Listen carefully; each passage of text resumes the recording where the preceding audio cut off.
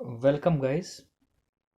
पिछले वाले लेक्चर में हमने फूड चेन के बारे में बात की थी और आइए इस लेक्चर में हम energy flow and the rule of 10% के बारे में बात करेंगे।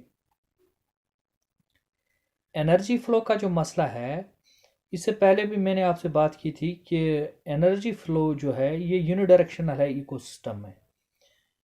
इसका मतलब ये है कि एनर्जी प्रोड्यूसर से होके फ्लो होगी टू द हर्बिवोर्स और हर्बिवोर्स में से वो चली जाएगी फिर इन कार्निवोर्स। तो there is no way of reverse flow of energy.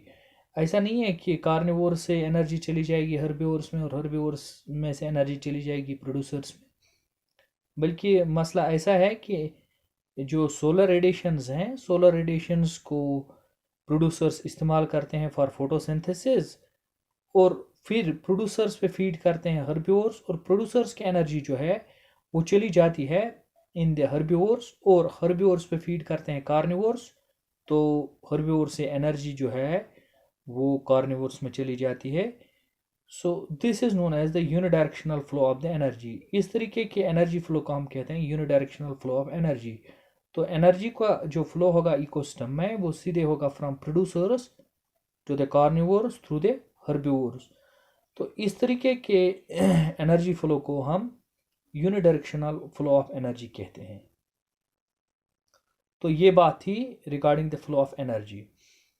लेकिन इसके बाद आपको ये चीज़ समझना है कि ये जो अवेलेबल है सोलर रेडिएशंस जो अवेलेबल हैं, सबसे पहले हम देखेंगे कि कितनी सोलर रेडिएशंस इस ज़मीन के सरफेस पर पड़ती हैं। जब सूरज से ये सोलर रेडिएशंस निकलती हैं, सन रेज निकलती हैं, तो इनमें से एक बहुत बड़ा पोर्शन जो है वो रिफ्लेक्ट बैक होता है। चाहे वो क्लाउड्स के ज़रिए रिफ्लेक्ट होता है, चाहे एटमॉस्फेरिक गैसेस के ज़रिए रिफ्लेक्ट होता है, और एक पोर्शन जो सोलर रेडिएशंस का है वो अर्थ के सरफेस के साथ स्ट्राइक करने के बाद रिफ्लेक्ट होता है। तो ये चीज़ यहाँ पे आपको समझनी होगी कि जो भी रेडिएशंस सन से आती हैं, ये इन रेडिएशंस का मैक्सिमम पोर्शन जो है वो रिफ्लेक्ट बैक होता है bye striking with the clouds or with the atmospheric gases and with the earth's surface। तो अब इसके बाद आइए आप सिर्फ 1 से 5% इंसिडेंट रेडिएशन जो है, जो इंसिडेंट रेडिएशन है, सूरज की किरणें जो है इंसिडेंट जो होती हैं जो यहाँ ज़मीन पे पड़ती हैं, इनमें सिर्फ 1 से 5% जो है, बस 1 से 5% इंसिडेंट रेडिएशन जो है उसको फोटोसिंथेटिक प्लांट्स कैप्चर करते हैं और उसको इस्तेमाल करते हैं for the purpose of photosynthesis.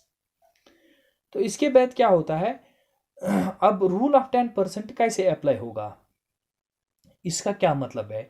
जो efficiency of energy transfer from one trophic level to another trophic level है, that is not so much good. इसका मतलब ये है कि अगर हम ऐसा मान लें कि प्रोड्यूसर्स में जो एनर्जी है, इन प्रोड्यूसर्स पे हर्बिवोर्स फीड करते हैं, तो इन प्रोड्यूसर्स की सारी एनर्जी हर्बिवोर्स में नहीं चली जाएगी, बल्कि इस प्रोड्यूसर्स में जो एनर्जी होगी, इस एनर्जी का आधे से भी कम हिस्सा, only 10% of the energy would flow from the producers to the herbivores. And similarly, तो यहाँ से इस ट्रॉपिक लेवल प्रोड्यूसर्स की ट्रॉपिक लेवल से हर्बिवोर्स की ट्रॉपिक लेवल में जो एफिशिएंसी ऑफ एनर्जी ट्रांसफ़र है, दैट्स ओनली 10%। इसका मतलब है कि प्रोड्यूसर्स में जो एनर्जी थी, उस एनर्जी का सिर्फ 10% हिस्सा जो है वो हर्बिवोर्स में चला गया। In the same way herbivores में जो एनर्जी है, उस एनर्जी का सिर्फ 10% हिस्सा जो है वो कार्निवोर्स में चला जाएगा। आइए हम इसको एक एग्जाम्पल के ज़रिए समझते हैं। फॉर एग्जाम्पल, आप एग्जाम्पल लीजिए प्लांट्स की या ग्रास की लीजिए। अगर हम मान लें कि प्रोड्यूसर्स, या हम ग्रास भी एक किस्म का प्रोड्यूसर है, सारे फोटोसिंथेटिक प्लांट्स बल्कि प्रोड्यूसर्स हैं। आप मान लीजिए कि 100 kg ऑर्गेनिक मैटर है प्लांट्स में या ग्रास में। अब इस 100 kg एनर्जी से जो फीड करता है एक हर्बिवोर, इसमें से सिर्फ 10% एनर्जी चली जाती है इन हर्बिवोर्स में। For example, 100 kg of organic matter पे फीड करता है एक डियर इस हर्बिवोर, तो इस 100 kg की एनर्जी जो है वो सिर्फ 10 kg फ्लश में यहाँ पे तब्दील होगी। इसका मतलब यहाँ है कि जो ऑर्गेनिक मैटर 100 kg यहाँ पे था, यहाँ पे कन्वर्ट हो गया ओनली इनटू 10 kg। बल्कि कन्वर्ट हमें नहीं कहना चाहिए, कि हमें कहना चाहिए कि जो ट्रांसफर ऑफ एनर्जी है, ट्रांसफर ऑफ ऑर्गेनिक मैटर है, इन अदर वर्ड्स जो ट्रांसफर ऑफ एनर्जी है वो ओनली 10% है। यहाँ पे 100 kg का ऑर्गेनिक मैटर इस पे फीड करता है एक डियर, लेकिन इस डियर का सिर्फ 10% 10 kg फ्लश बनता है इस 100 kg ऑफ ऑर्गेनिक मैटर से जिस पे इस डियर ने फीड किया। अगर हम अब बात करेंगे इस वाले ट्रॉपिक लेवल की, कार्निवोरस वाले ट्रॉपिक लेवल की, आप मान लीजिए लाइन है यहाँ पे कार्निवोर, और इस लाइन ने फीड किया इस हर्बिवोर पर। अब इस हर्बिवोर का जो नेट वेट है that is 10 kg of flush इसमें है। अब जब इस पे फीड करेगा इस डियर जिसका वेट है 10 kg, इस पे फीड करेगा एक लाइन, तो इस लाइन में जो एनर्जी यहाँ से चली जाएगी दैट्स आल्सो ओनली 10%। इसका मतलब है कि इस 10 kg फ्लश को फीड करने के बाद इस कार्निवोर में सिर्फ 1 kg ऑफ द फ्लश जो है वो बनेगा इसमें। इसका मतलब भी यही है कि यहाँ से भी यहाँ तक जो है फ्लो ऑफ एनर्जी जो है दैट्स ओनली 10%। तो इस 10% रूल को समझाने के लिए लिंडमैन ने एक कंसेप्ट दिया था इन 1942।